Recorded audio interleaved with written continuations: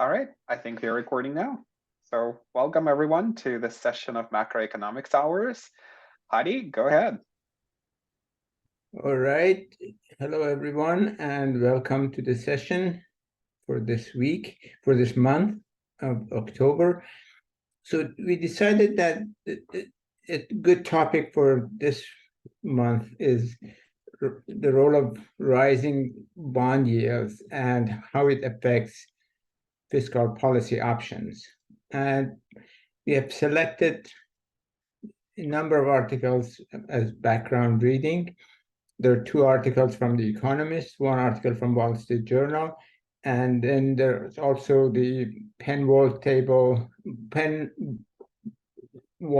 budget model report, which is about forecasting and assessing budgets and what might happen to fiscal policy in the US. I'm just going to give you a bit of a theoretical background, and Vlad is going to get into the numbers and the model report, etc. So I'm going to start with some definitions, then make the issues a bit and relationships, concepts a bit more concrete, and then interpret the results. To start with, let me start with definition of debt sustainability, because this is the key concept, whether public debt is sustainable. And it's from economist point of view, it's sustainable as long as creditors believe that the government can pay back the debt that it's accumulated. The government should be viewed as being able to pay back sometime in the future. It doesn't have to be next 2, 5 years or 10 years, etc. Could be a century from now. But as long as the creditors believe that the monies can be paid back, then that is sustainable. Once that sustainability is defined, then that brings us to the concept of fiscal space. How much can the government run deficits and have debts before it hits that wall of sustainability problems? If it runs into sustainability issues, then it may not be able to borrow, and that could cause fiscal crisis. Optimal fiscal policy, or generally analysis of fiscal policy, is about how much that space should be utilized, at what time, and whether it should be used at all. Okay, so with that in mind, let's go to some definitions. Suppose symbol B stands for debt GDP ratio at the end of the current year, and B-1 is the debt GDP ratio, the same concept, but at the end of previous year. So what we're concerned about is whether debt is growing, B is bigger than B-1 or not. Because if B is less than B-1, it means that debt relative to GDP is shrinking, and it certainly looks good for ability of the government to pay back. We have also the concept of real interest rate, R. This is important because past debt accumulates interest, and that interest is what might cause problem if especially R is high. The amount of interest that the government has to pay could be very large, and automatically B is going to be bigger than B-1, and that may drive us towards sustainability issues. Let D stand for budget deficit, but primary budget deficit. What do I mean by primary budget deficit? This is operational budget deficit, not including the interest that needs to be paid. So this is government revenues and government expenditures being compared, except for interest payments. So if D is positive, it means that government is spending more than it's taking in as taxes and other forms of revenue. If D is negative, it means that the government is running a primary budget surplus. The money that is coming in is more than the money being spent, so the deficit becomes negative. We also need another concept, another definition. That's real GDP growth, G.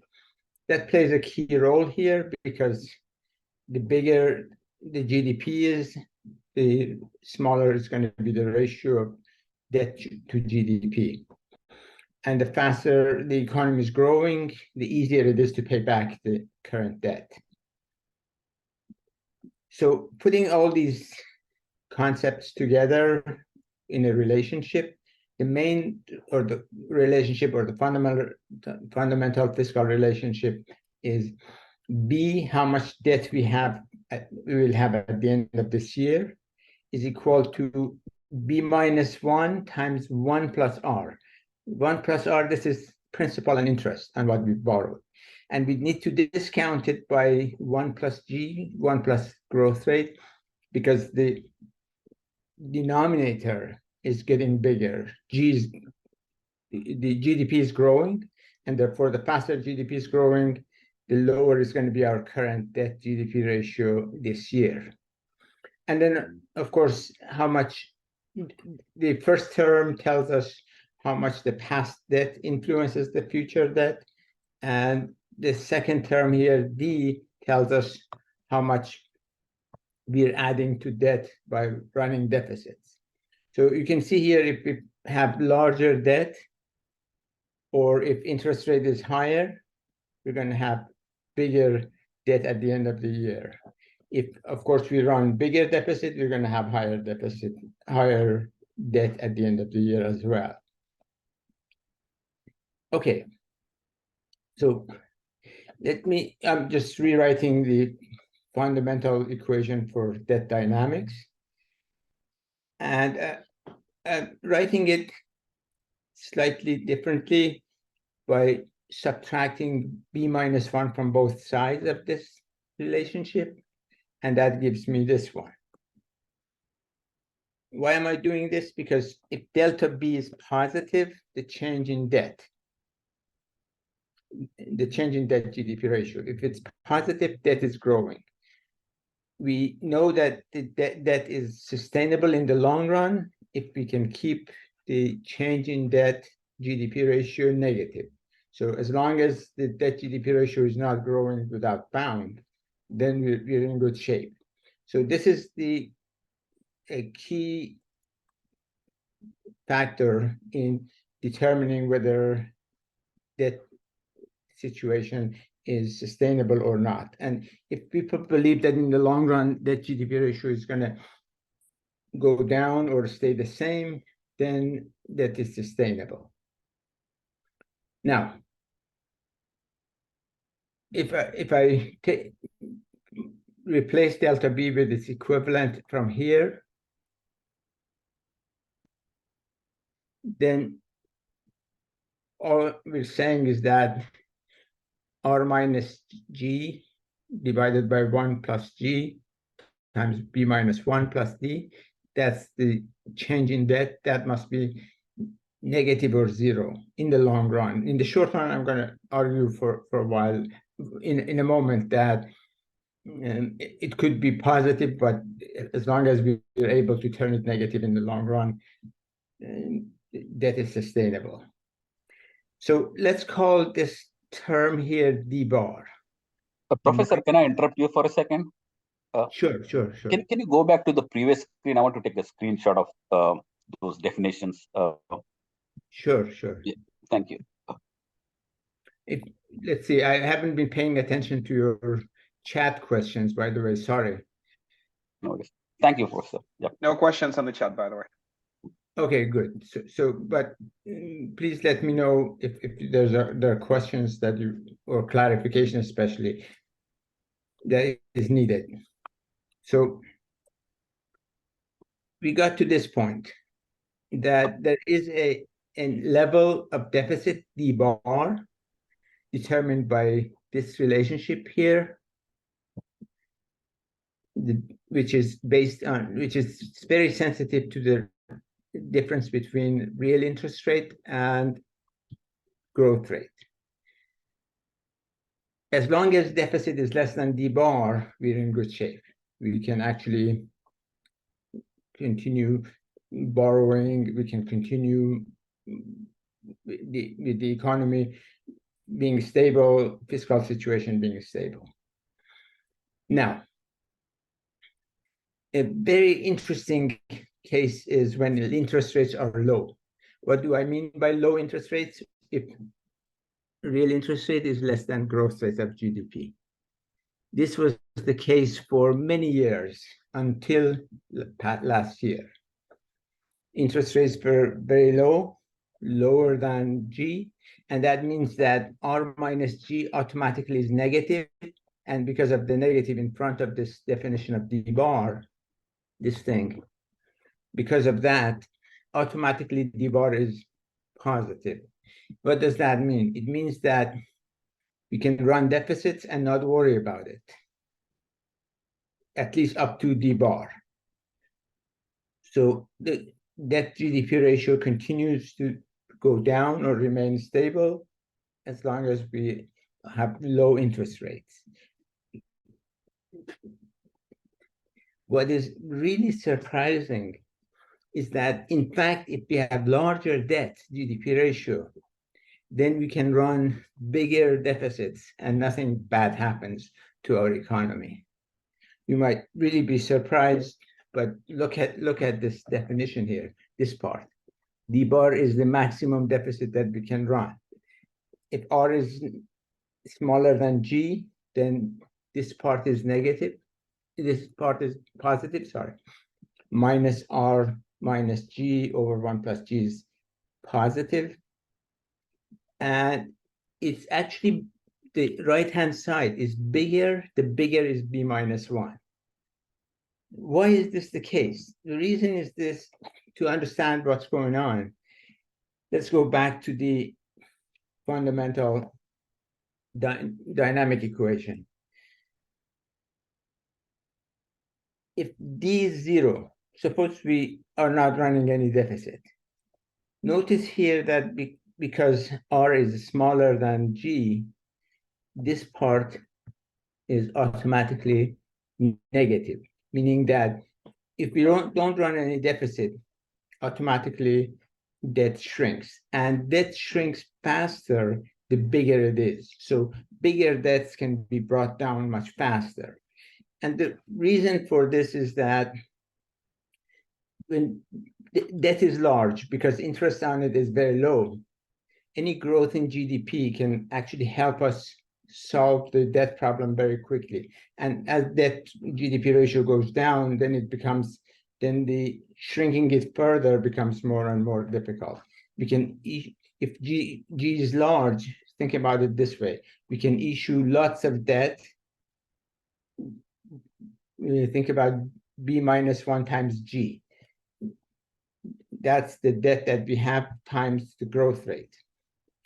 That's how much debt we can issue without affecting the ratio of debt GDP ratio, because growth allows us to issue more debt without worrying about the debt GDP ratio going up. So with that in mind, when R is less than G, the GDP ratio is very stable. Suppose that some years we spend even more than what we can do with D bar. We run a deficit which is even bigger than D bar. That does not cause much problem, because as long as we go back to our policy of keeping D less than D bar in the long run, we can actually run a deficit, let the debt rise. But as debt rises, it becomes easier to maintain the debt GDP ratio. And B automatically stops growing. And as a result, as long as D does not keep rising without bound, and we don't keep running larger and larger deficits forever, we can actually for a while increase our deficit and not worry about it. In other words, the government can issue debt and never raise taxes to pay it back. Isn't that nice? but that's conditional on interest rates remaining less than growth of GDP. That is a very strong assumption. In the short run, for medium run, maybe for a decade, maybe even for 2 decades, it may be possible to have R less than G, but eventually interest rates may rise and may go above G, and that's where trouble arises, and that's where we are these days. And Hadi, quick question. What's the definition of the long run here? Long run is, I'm thinking in terms of decades. Of course, if people look into decades in the future and see that the government may not be able to cut back on its expenditure or run a sufficiently large surplus to pay back its debt down the road, then that it's by itself may actually trigger a fiscal crisis. If people may start thinking that debt is not sustainable. Short run, we mean the year, few years, and medium run, maybe a decade, and then long run, I'm thinking in terms of decades. So when R is bigger than G, automatically R minus G divided by 1 plus G times B1 is B minus 1 is positive. It means that D must be negative in order to prevent the GDP ratio from growing forever. The government must run primary surplus. Deficit needs to be negative, and that's where the trouble is. The government has to promise that it will be making this deficit negative, meaning that keep running a surplus in order to keep delta B negative. Because the first term now is positive. And what is also more difficult, makes life more difficult, is that the surplus must be larger when debt is larger. When debt is larger, the interest that we need to pay is huge, and therefore the deficit must be turned negative, must be turned into a surplus, and increasingly large as the debt grows. That's where we are. We had the problem during the financial crisis and COVID situation, and interest rates were very low. The government thought that it can actually issue debt without much problem. And now suddenly when interest rates go up, we get into sustainability issues because R is now larger than G. And all that debt is a huge burden, and we need to run a surplus in order to be able to budget surplus in order to be able to keep the debt from exploding. This is the danger of borrowing too much when interest rates are low and fiscal space is overused. And this is the problem that most world economies are facing right now.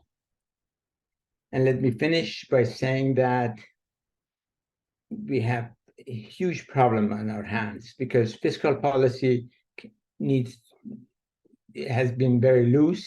That has contributed to high inflation, and monetary policy has come in to control inflation by raising interest rates. But raising interest rates causes fiscal sustainability problems. And that's where we are standing right now, and that's my presentation. So questions, comments?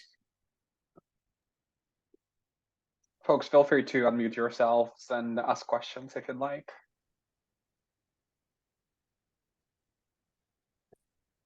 All right.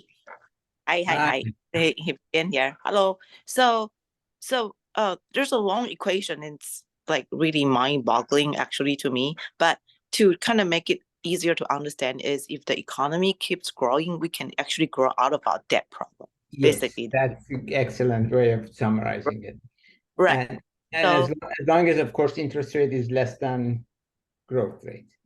Yeah, exactly. So it looks like the breaking point is when the interest rate and growth rate are closer to equal to each other. And it started to, like, the interest rate is higher than the growth rate, then that's the time that we started really worried about it. Is that right? Exactly. And especially if the debt is large, then suddenly the flip looks huge, and suddenly from deficit you need to run into surplus, and that's where the government could be running into huge problems. Yeah. So, wow.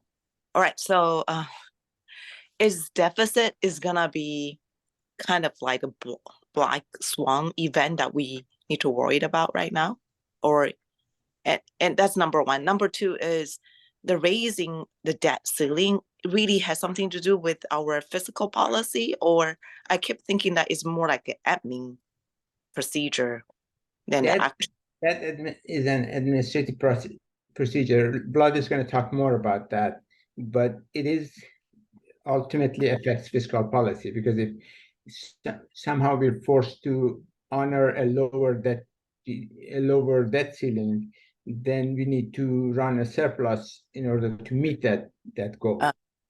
And that means that cutting back on government expenditure, raising revenue, and the associated problems that we're facing. Right now, I guess a key problem is that a lot of people think that the US government is not in a position to cut back on its expenditures and raise revenues. And as a result, deficits are going to continue, and that could make the fiscal situation unsustainable. All right, thank you. All right. We have a question in the chat from Harshil. So he's asking if the debt is taken at the previous interest rates, like if you borrowed, 3 years ago at very low rates, how is that factored into calculating R, or is just R the current interest rate? No, that is definitely helps reduce interest rate that is the government is actually paying. But those things, after a while, we need to distinguish between short and medium run versus long run. In the long run, interest rates can't be kept fixed, because the government may have borrowed at a low rate. For example, for 10-year bonds are very common, but 10 years from now, then we suddenly will have to pay a lot higher interest, and that's where the problem emerges. And markets anticipating such a thing 10 years from now may actually start asking for much higher interest rates right now, especially if they anticipate the government might default. And Harshil, in my presentation, I'll show kind of like the picture of what the blended interest rate essentially looks like, the effective interest rate paid each month. I mean, those things eventually catch up to you, and they catch up fairly quickly too, right? Because every month there is some of the old debt that is retired and new debt is taken out at the new higher rates. Hassan, you have a question? Go ahead. Yeah, my question is that, as you know, in the current situation where we are now, where real interest rates are higher than the growth, isn't it fair to say that it actually saps growth as well, because you have funds that, instead of going towards infrastructure and other things that would help boost GDP, those funds are now being diverted towards facilitating or paying back the debt. So it's a compounding situation. It's not just one thing, it's multiple. It's an additive effect of sapping growth. Very good observation. Yes, that large debt could actually prevent growth from continuing, and could actually act as a drag on growth. Thank you, Professor. Sure. Okay, and Herschel also says that the concern is the short-term view of Congress. Well, it's exactly short-term. Also, the habits that have been formed during low interest years that now need to change big time, especially with the huge debt GDP ratio that we're facing. All right, so one quick question from Jason, also from the chat. So, in terms of looking at the situation where it's not just one country necessarily like the United States, but it's multiple countries, what do you think, Hadi? Well, that could compound the problem, because the other countries try to cut back on their expenditures, raise taxes. That reduces their GDP growth, that reduces their demand for our exports. And that means that our GDP also is going to be growing slower. Our G falls, and the interest rate is high, and formula for more disaster. That's right. And you know, the countries are not behaving in the same way. So if you look at Germany, for example, and that's what Hassan put together, Germany actually runs very low debts, right? You know, sort of partially because of the constitutional debt break, the what is it called, the Schuldenbremse. I'm probably really butchering that name, right? But you know, Germany, generally speaking, you know, sort of has a lot more fiscal space, partially because of those constitutional protections and you know, sort of the very cautious nature of German borrowing. And as a result, the Germany is paying much lower interest on its long-term bonds, right? In the United States, our rate had risen to, you know, above 4.7%. In Germany, it's still under 3%. So Germany is doing quite well. All right. All right. Thanks very much, folks. Let me share my screen now. And I think I've probably overdone my presentation in terms of content. So I'll try to, you know, run through this quicker. So thank you for bearing with me. And thank you, Hadi, for doing a terrific theoretical foundation of what we were talking about. But here is, you know, sort of here is a fun thing here, right? So if you look at the market yield on the U.S. Treasury securities at 10-year constant constant maturity. You can see that for many, many years, we've been blessed essentially, right? Where the interest rates have been extremely low, and we've enjoyed it quite a bit. But, you know, what we're seeing right now, and sort of we're almost at 5%, right? And 5%, you know, this is a historical high. I think this is the highest that it's been in roughly 15 years or so, and it's still continuing to rise. And so this is this means that the cost of financing government debt is continuing to increase. And so we'll talk about the impact of those things, or you know, the complex interplay of public budgets, deficits, debt, and interest rates. And so what I thought I would do is just run through some budget policy basics. I think a lot of it is not necessarily very well known or very well understood. So, you know, please feel free to contribute or to stop me if I'm, you know, drilling into way too much detail. But remember that in the US, the Congress, the legislature of the United States, is the entity that holds the power of the purse, right? It is in charge of the federal budgets. And so, you know, any taxation or any spending, any fiscal policy essentially must be authorized by law. And the legislation could be either passed annually, for example, in budget appropriations. It could be done on a multi-year or indefinite basis. And that is multi-year or indefinite basis unless it is changed by an act of Congress. For example, Social Security legislation, which sets you know, the contributions, right, of the employee, of the company, so on and so forth. This is set by law, and this is an automatic process, right?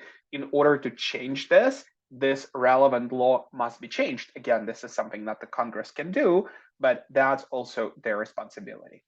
And so from that perspective, the annual budget spending could be either discretionary, that is driven by, you know, the presidential budget requests and the Congress's interpretation of those requests and their priorities. It could be mandatory, such as Social Security, retirement, food stamps.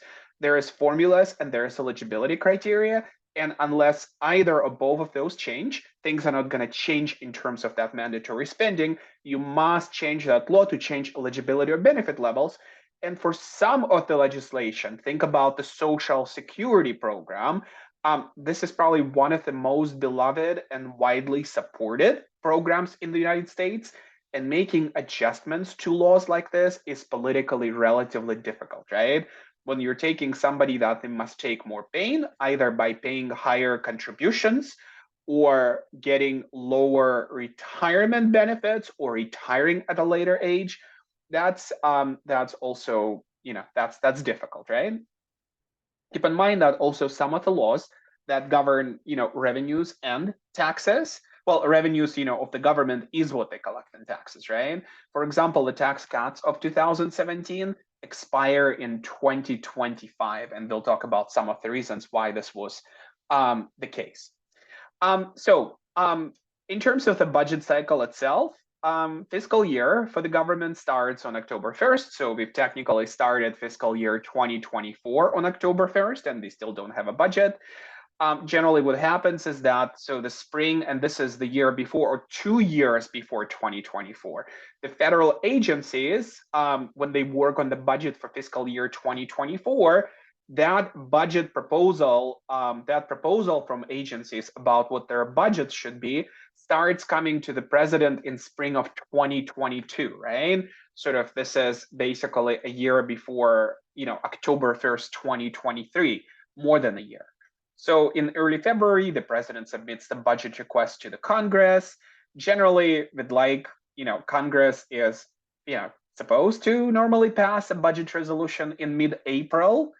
And so they're looking basically now at roughly, 6 months before the fiscal year starts. And those budget resolutions essentially set targets for congressional committees to propose legislation, for appropriation, for law changes, and there's a whole bunch of committees that deal with a whole bunch of areas. And we haven't been terribly good about passing those budget resolutions lately. And we haven't been very good at passing the actual appropriation bills, which are due before the fiscal year starts. And if I recall correctly, in the past 40 years, I think the budget resolution may have been passed on time, maybe 3 years out of 40. So, this is not really great, right? And if there is no budget that's passed by October 1st, then we are operating on what is called a continuing resolution legislation. And there is also control mechanism built in, such as Pay-as-you-go Act of 2010. And Pay-as-you-go Act says, we have to pay our way. So if you propose something that decreases revenue, you have to cut the spending somewhere over the next 10 years. And there is also the debt limit that acts as another control mechanism because it works independently of budgeting, right? And for the Treasury, in order to continue paying their bills, they must be able to borrow. And if you continue running deficits, you have to borrow more and more. And the debt limit essentially serves as an additional control mechanism over something like this, right? So generally speaking, this budget cycle process is not followed well at all. We don't have budget resolutions passed. We miss deadlines very, very often. And, it's much more often that it's not followed than followed, right? And also by a very, very large margin. So, talking more about the discretionary versus mandatory mix, right? So when we hear those discussions in Congress about what to spend money on, remember, what they're really talking about is this relatively small slice. Sorry, I meant to use the pen here. It's this relatively small slice that is 30% of the budget and maybe even less. Mandatory spending in here, driven by existing legislation, currently accounts for roughly 2/3 of the budget. This is huge. And the net interest accounts for roughly 8%, and this number keeps rising. And if you think about the components of the federal spending and federal revenue, you can kind of see how Social Security is one of the primary things that they spend money on. So this is absolutely mandatory. Medicare is mandatory by the law. Medicaid, CHIP, CHIPS program, ACA subsidies, also mandatory, right? Another set of mandatory programs is about 14%. And so, what we have in terms of discretionary spending is really not great. And out of that, roughly half is taken by defense, right? So not a huge amount of wiggle room in here. And when we look at the components of federal tax revenue, payroll accounts roughly for 1/3, individual income tax accounts for a little bit more than 50%. Corporate income tax is a relatively tiny sliver, and that's been going down, consistent with the budget, with the tax cuts of 2017, which reduced corporate income taxes considerably. There is also other, miscellaneous sources of income, which they really don't account for very much in here. So, practically speaking, it's really the payroll taxes and the individual income taxes that drive federal tax revenue. And I won't spend too much time on this table. So, Professor, go ahead. Can I interrupt you for a second? Sure. Can you go back to your previous slide? Uh-huh. So how come Social Security is considered as federal spending when when the individuals pay into that, right?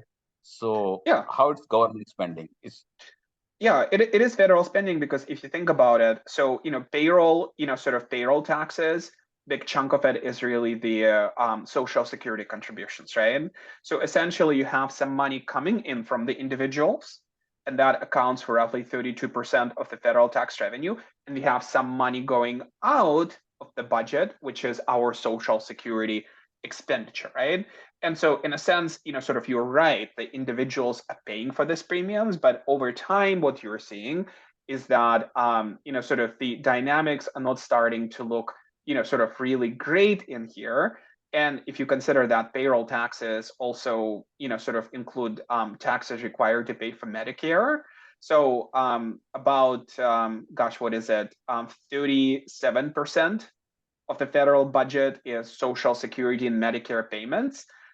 Yet we are only taking 32% in terms of payroll taxes.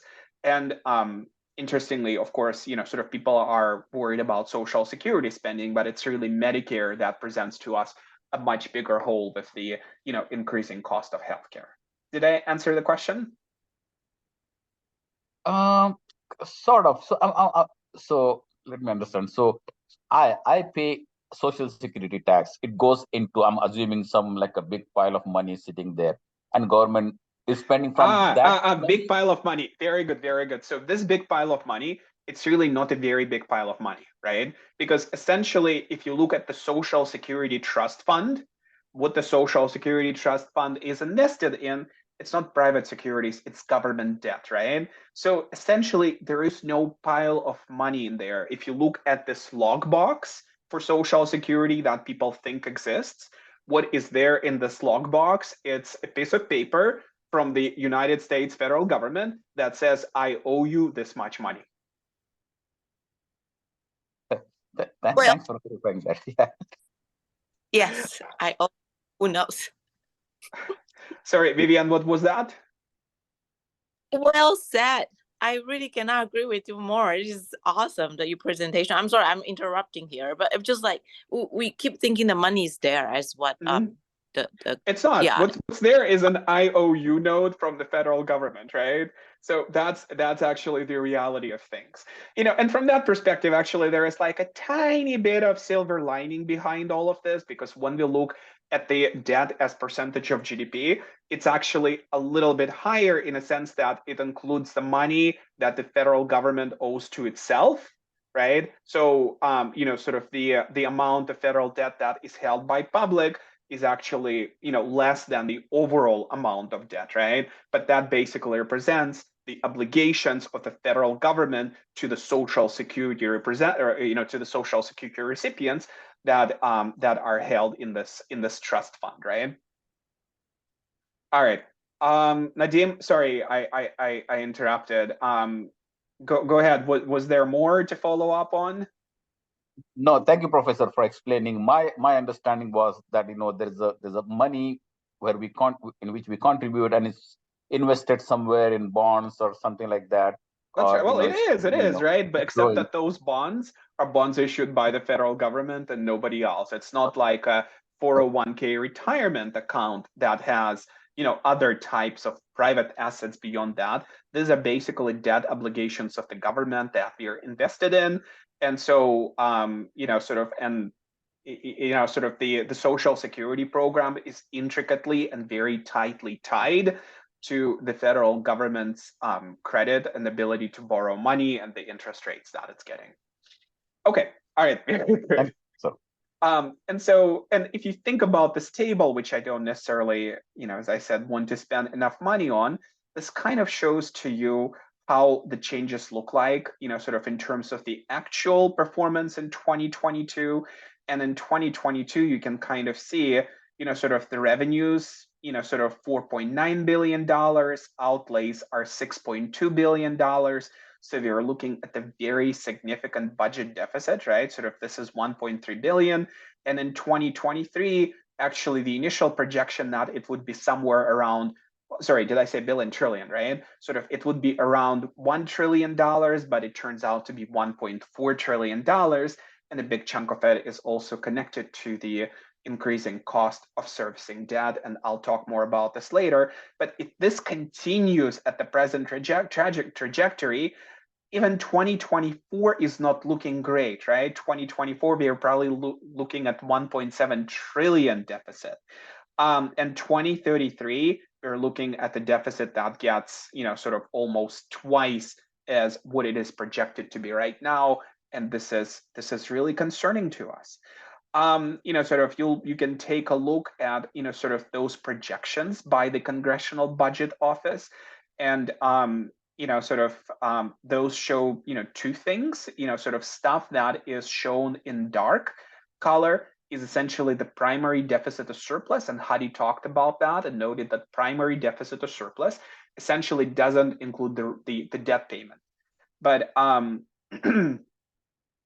sort of net interest outlays, even if you're running a surplus, if we haven't run a surplus since the Bill Clinton years, sort of that they can take away of that quite a bit. And, sort of this dynamics are not really great dynamics to look at, right? And you can kind of see how the increasing share of interest on debt that is shown, sorry, I meant to do this, right? I mean, look at this, right? Sort of the delta in here, the delta in here is smaller, it's getting bigger, it's getting bigger, it's getting bigger every year, and is projected to become even bigger still, sort of 10 years from now. This is really significant. And this just shows, sort of the dynamics of revenues, expenditure, and deficits from you can obtain those easily, through those series from Fred, right? Sort of Fred is your friend. You can combine those graphs. You can look at the dynamics, and those dynamics certainly don't look wonderful, right? And if you think about what the spending on interest is projected to be like, and again, the source for this is really the Congressional Budget Office primarily, right? Sort of these are primarily their things. During the years where we had low interest rates, this is looking great, right? Sort of this is one of the lower spending categories, but look at how much this grows. And, sort of 5 years from now, it's projected to exceed, defense spending. Sort of a little, more, a few more years, it will, exceed non-defense discretionary spending. So essentially everything else that the federal government spends money on, that's not Medicare, Social Security, or defense. And it's going to the point where it's really overtaking Medicare and overtaking Social Security if the current trends continue, right? And so the question is how long can those current trends continue for things, to get more dire still, right? And so one of the questions, and thank you, Harshil, I think you asked that question. So in terms of looking at the effective interest rate that the government gets, this is, that blended interest rate. And you can see that even though the 10-year interest rate on treasuries is achieving 4.7%, just because we have so much more debt that was issued at old rates, we are still, even now, we are still at roughly, goodness, what is it? Here we are at a little under 3%, right? But look at how quickly this rose. So if we are starting here with the blended interest rate that's slightly above 1.5%, in only, what is it? In only a year and a half, this basically increased by almost 100%, right? Almost doubled. It hasn't quite doubled yet, but sort of the spending catches up with you relatively quickly, because every month the government retires some of the old interest rate as the bond terms expire, and it has to reissue the new debt at new higher rates. And that really explains it. So that process is relatively fast. 1.5 years is not enough time. And even in this 1.5 years, we're seeing, near doubling of that effective interest rate. And so our concerns here, and so, a lot of it, I think Economist presented a terrific article about this, and, sort of the other articles that they've shared with you are great. They're absolutely concerned about this lack of fiscal discipline. And those significant and persistent deficits. And those deficits, by the way, are also an explanation as to why, as we tighten monetary policy, it's not cooling down the economy considerably, because we still have considerable government programs that we're spending money on, and considerable government transfer payments to others, which enters the circulation. So the resilient economy of the United States, at least part of it, sort of the responsibility is, with this, lack of fiscal deficit, which doesn't allow monetary policy to work quite as well compared to what it could do. Deficits also explain why the bond yields are continuing to increase as you have Treasury selling more and more bonds to fund the government operations. If there is a higher supply of those bonds, it makes sense that their prices go down and therefore the yields are going up, correct? There is additional pressure from new spending program that the Biden administration had passed, but there is also an extremely significant amount of pressure from existing programs that continue to get bigger. Medicare in particular, it was very clear 15, 20 years ago that Medicare program is in much trouble, and everybody seems to be more concerned about Social Security, which is understandable, but it's really Medicare where the spending had been outstripping the the revenues from Medicare payroll taxes for a while, right? And then on top of everything else, we've passed the tax cuts in 2017, so there is considerable reduction in tax revenues that essentially benefited the corporate recipients and individuals that are very high income individuals. Because of those built-in control mechanisms that I talked about before, those tax cuts are actually supposed to expire, right? And the question is, will the Congress let them expire, or will they renew in some way those tax cuts, right?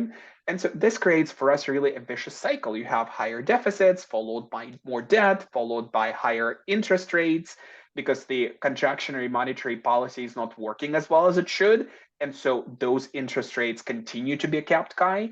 On top of that, your bond premia for the longer term bonds continue to increase, partially because the risk premiums continue to increase as well, as the markets start becoming a little more skeptical about the ability of the United States to repay its debt. That basically means that the markets will demand a higher return in order to account for those risks, right? And that continues, higher spending, higher deficits, and that vicious cycle goes on and on and on. And the solution to that obviously is reinstalling fiscal discipline back, right? Figuring out how to reduce spending and how to increase revenues and everything that comes with it. But these are difficult decisions. And so, another bit of the silver lining is that if you look at the risk premium, the risk premium are probably beginning to manifest in the bond yields, right? But if you look at the real yields on US government bonds, they're still lower than the yields from 1990s, from mid-2000s, where the overall amount of debt was much, much smaller. So we can kind of view that as maybe returning to normal. So markets still believe that United States will become more fiscally conservative, right? But also, one of those weird things about fiscal space is that you realize very suddenly that you've ran out of fiscal space when the market ceases operating as they used to operate in the past, right? So investors essentially collectively realize that they have a problem, and problems start snowballing. You really have that Wile E. Coyote moment, right? Sort of, here's your coyote stuck in the midair when he realizes that he ran out of fiscal space. And after that, he's not going to continue running forward. He's going to drop very, very quickly. That's how the markets behave in terms of fiscal space as well. And so the question is when we're going to run out. One of the reasons why we shared with you the Penn Wharton budget model estimates, and it's really good reading, right? Sort of they do pretty good, very simple explanation of what they found, is that, it's probably 20 years tops. And this is 20 years tops under fairly optimistic assumptions, because financial markets are still thinking that the United States will fix the problem. So if the United States start fixing the problem relatively quickly, things are going to be okay-ish.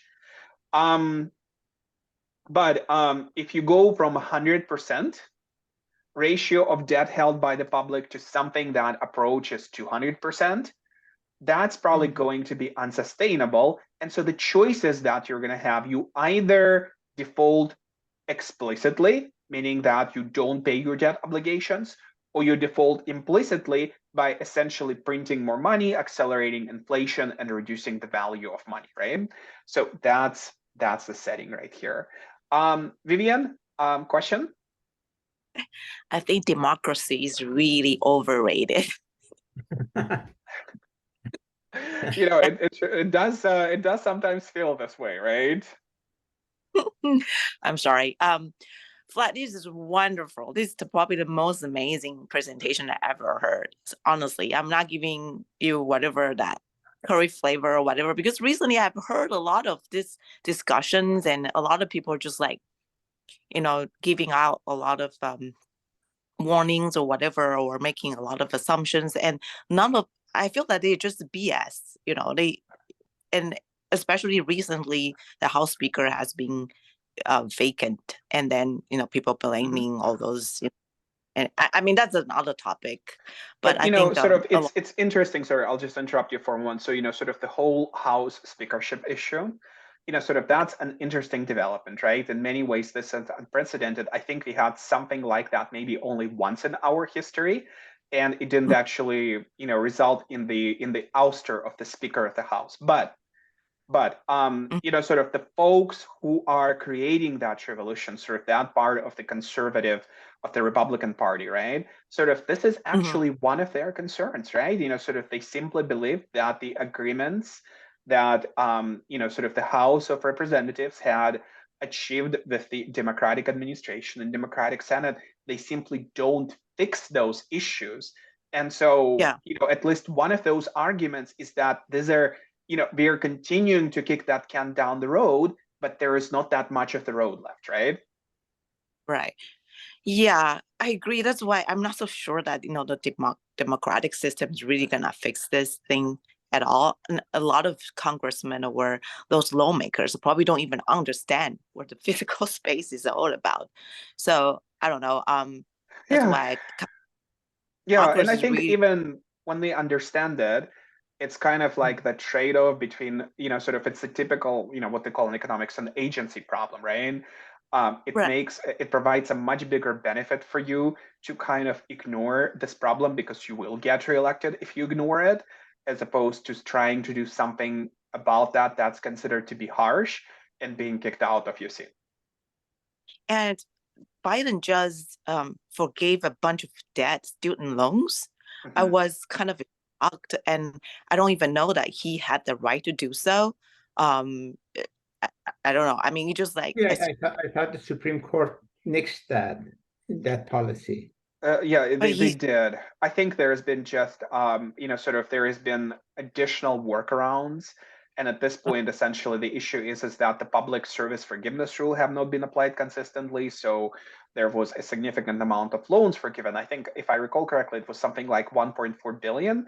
But also keep in mind that this 1.4 billion, don't take my word for it. This is my best recollection, which might be very wrong for all that I care. That 1.4 billion is kind of like a drop in the bucket, right? So it obviously doesn't help, but it's not that huge compared to the budget overall. Yeah, I agree. But then if he continues to say, oh, I just wanted to forgive whatever loan or debt, whatever, right?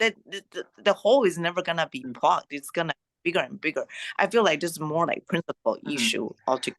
Yeah. I mean, sort of if you approach it from the perspective, well, sort of you have to cut everywhere, sort of student loan debt cannot be excluded, but just still think, sort of the loan debt is actually, I mean, compared to Medicare and Social Security, and sort of other sort of discretionary spending that jumped considerably due to a few programs, it's not that huge of the deal, at least sort of not if it's a one-time action, right, that happens once, but doesn't continue adding sort of adding to the deficits, and if anything sort of potentially can contribute to maybe reducing the deficits a little bit, right? But you're right, it's still a considerable issue. And I've been thinking a lot about this lately, and sort of in terms of the model that we've chosen to fund higher education that follows the students. it had contributed to a lot of inefficiency in higher education, no question about that. All right. And then two other things, right? First is apparently the left hand doesn't know about the right hand, right? Just like in the class, you kept talking about that the Fed is really just for the monetary policy, and then the fiscal policy that is run by the government. But these two will have to work together, right? One way or the other. Otherwise, it's just like there's disagreement about that, right? On the fiscal and monetary policy working together. I mean, obviously, it would be great to have coordination, but sort of on the other hand, there is something to be said for the independence of monetary policy, and we're all worried about sort of the issue of fiscal dominance, right? Because I think there have been, and fiscal dominance is when fiscal policy starts essentially dominating the monetary policy in terms of our choices, and monetary policy makers making choices that don't necessarily benefit the economy at large, but benefit the government's ability to run deficits. And there's concern about that, right? And there's been actual research coming out from United Kingdom in terms of the Bank of England potentially engaging in policies that are suboptimal, sort of at large, but that benefit the government's ability to, accumulate more debt and continue to run deficits, right? That's still a concern. Hadi, I don't know, sort of what's your take on that and the issue of fiscal dominance and policy coordination? One key consideration here is that independence of monetary policy and fiscal policy may not be practical anyway.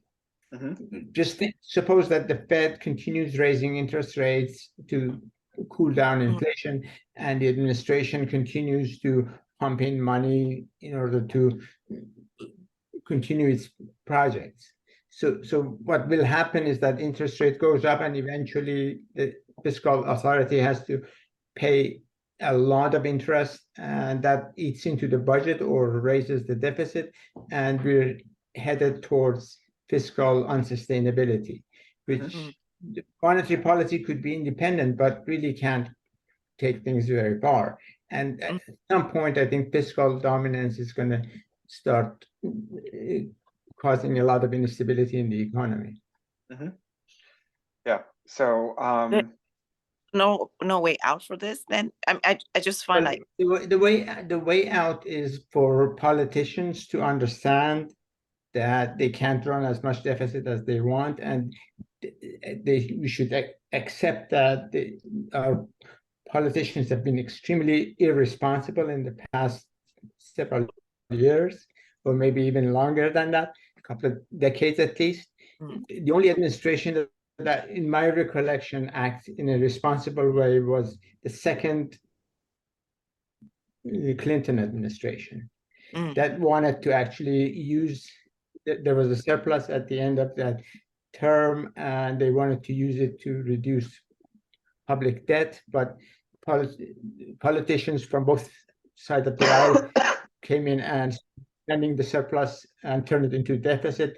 And in fact, there's this famous saying by Dick Cheney at the time, the vice president, who said that deficits don't matter. And this was in the context of low interest economy, that things looked okay to run deficits, and that's exactly the problem we're facing right now. That message was carried on by other administrations, Democrat or Republican, and now we're in huge trouble. We're facing a major problem down the road. Yeah, deficits don't matter until they do. The only way responsible politicians, that's no way out. Well, right, until and the my responsible opponent becomes president, right? Deficits don't matter until my opponent becomes president. That's right. That's right. And this takes me back. This was my doctoral dissertation, right, in public economics. Looking at when administrations actually, when governments act in ways that are contrary to their sort of to their professed goals, right?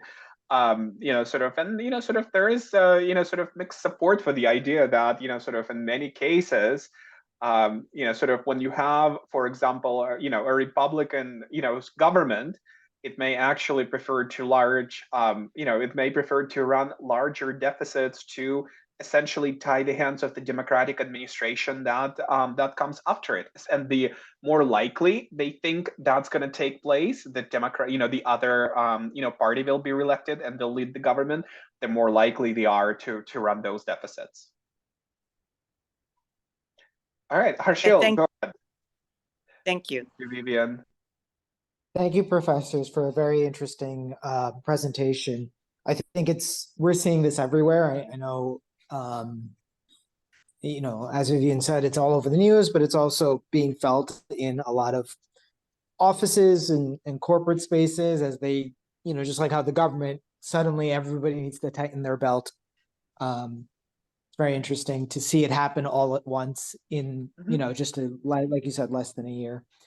What my question is so the solutions here, right, is, okay, we have to reduce the the deficit spending, but that's going to come at the cost of GDP somehow, right? Either taxes will be higher, reducing the ability for the consumer to spend or for corporations to reinvest, or you're going to cut back, like you said. I mean, Medicare has to grow because the population that's eligible for Medicare is growing. So you would have to cut benefits, right? I mean, there's really either you're covering less or you're asking people to pay more into the system, both of which would impact GDP, right? On the other side, healthcare spend is huge, a huge portion of GDP. So, and government is the single largest payer in healthcare. So how do you balance those? I think those are, I'll just do, sort of a little bit, and Hadi, then, I'd love you to jump in. There's going to be some tough choices made, right? And given the systemic choices that they made as a nation for a long time, those are going to be really, really hard choices from the perspective, sure, like when you were dealing with Medicare, and Medicare is the one on the unsustainable path, very unsustainable path, and it's been on that path much longer than Social Security. Sort of you have to, sort of if you continue things in the way how they've been, you have to either increase the Medicare tax, which is part of the payroll taxes, or sort of reduce, make the eligibility requirements stricter so there's fewer people who are covered, and that's going to be difficult still. Or you have to, reduce, the coverage, increase the age, right? Sort of all of those are unpleasant choices. But that also presumes that they're still keeping the current system, which is widely estimated, sort of the system of multiple payers, which introduces a lot of, sort of very unhealthy, because, competition can actually be very unhealthy in settings like that, right? Sort of when every hospital wants to have the latest equipment, instead of, coordinating, the use of a single MRI machine for, a city of a certain size, every hospital from every system wants to have, sort of different, a machine themselves, right? Sort of, there is a huge amount of waste. And there is also a huge amount of waste on things like spending for our, sort of later years, right? There are estimates that show that in healthcare, as much as 25 to 30% of our spending is essentially either, sort of no value care or low value care, right? And that requires considerable reforms to how, we fund healthcare, how we pay for it, how we, sort of use a system of, sort of multiple payers, sort of converting that potentially to a single payer model, right? But these are really hard policy choices that have a lot of special interests who argue very, very loudly against something like that, right? You ask a Canadian how much they like their healthcare system compared to the US, especially folks who lived in both countries, and Canadians absolutely love it, right? On average. So lots of tough choices, absolutely. But some of them would likely have to be reform-minded that will address the model itself, as opposed to simply, sort of changing the level of taxes or the eligibility requirements for spending. So that would be a huge, I mean, from a population point of view, like that, from person to person, they would be completely revamping, and just in this example for the healthcare space, right? When you're talking about the Canadian model or a single payer model, you know, that's substantially reduces the reimbursements and payments to providers to make that work, which Yeah, then and it's not in just turn that create- reduction, right? It's also, you know, changing the models themselves, eliminating duplication in services, introducing better systems and better accountability for low value care, you know, doing something about our very model of maybe even approaching, you know, the old age, because if you look at healthcare spending, I think roughly 25% of spending is in our last year of life, right? it's And actually generally even less. It's in speaking, the last week. yeah, and that Sorry, go really ahead. doesn't get you, you know, sort of necessarily a terrific set of outcomes if you look for quality adjusted life years. You know, hospitals currently have this incentive to essentially engage in very activist level of care instead of providing more of palliative care type care, right? You know, that actually can add to the quality of life. So absolutely very tough choices, right? So it's and making them, you know, sort of requires an extremely coordinated amount of political will and political ability to do so. Thank you. Hadi, what do you think? Let me actually add a couple of ideas here. One is that if we want to solve the fiscal problem, we really need to change the way we make policy. The way the central government, the federal government, and the Congress have been making budget is not conducive to stability in the long run. There are proposals, and probably the most attractive among them is the idea of creating a national debt board. Similar to the central bank, to the Fed, we should create an organization that determines how much debt and deficit we can run every year, and that's going to be determined outside politics. So these folks are going to be appointed as professionals to assess the economy's ability to grow and how much debt it can actually sustain, and that should be dictated to the Congress. The Congress can then allocate the resources available, tax revenue plus the deficit that the debt board sets. They can actually allocate it how they want to use that money, but the current system of contentious politics and also trying to take advantage of the position every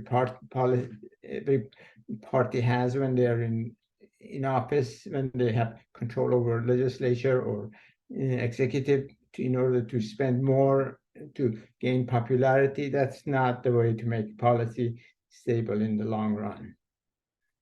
I think if you make fundamental reforms, initially it may be costly in terms of GDP growth because we need to go through a lot of adjustment, but over the long run, the stability that it brings to the system is going to be much more conducive to investment and growth. Professor, are there any international examples of that, like a democratic state with a national debt and deficit board? Well, governments have tried, some governments have experimented with that. To the best of my knowledge, Sweden is the country that has done it. And I don't want to say that it's been all success, but that's something to build on. This is just an idea that has been proposed, and politicians just hate it. And because that means that you're taking away the most powerful tool that they have to issue debt in order to further their favorite policies. How do you think, you know, an equivalent of the German debt break policy, you know, constitutional rule would make sense here potentially? I think that's too rigid. What we really need is a system that is flexible, that can respond to crises, can take into account the actual situation on the ground. This is why, for example, for monetary policy, we have the Fed. We could have replaced the Fed with a simple money growth system that automatically increases money supply by a fixed amount every year. But we have the Fed in order to have some discretion and design the policy according to the situation. The economy is extremely complex, and it's good to have the option to change things. And that's why the German model can potentially help, but I can also see that it could also run into huge problems because it's just too rigid. It does not respond very easily to complex situations that may arise in the future.